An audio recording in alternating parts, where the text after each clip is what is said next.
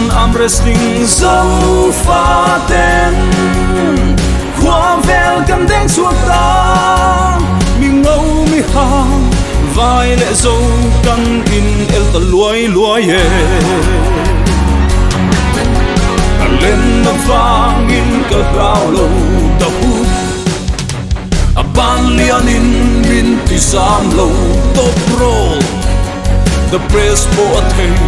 fitness at the truck and hold and get low and room get sakleta I'm wrestling in phuah I'm wrestling the new one Ruben Zual in lu so far the hming Satu kan rong kan nam tan tiin malam pan zelang cheu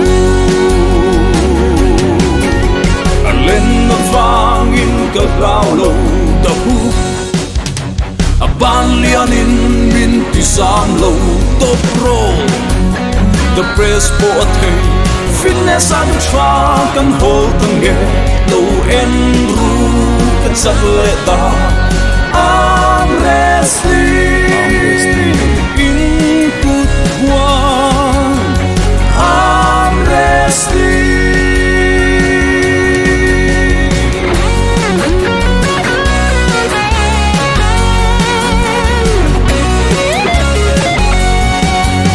tay hmanga tur chelna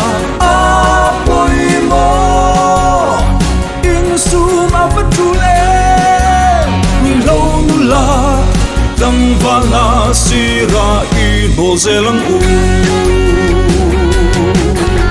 alen na vangin ka gao lo ta hu a ban lian in min ti sam lo top roll the press for a thing fitness at the truck and hold and get low and room get sakleta I'm wrestling in phuah I'm wrestling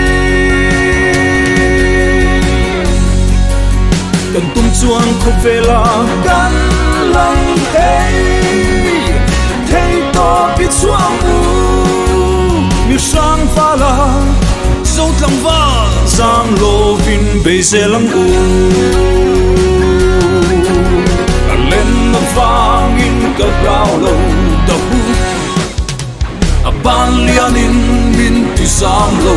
top roll the press for a thing fitness at the truck and hold and get low and room can sakleta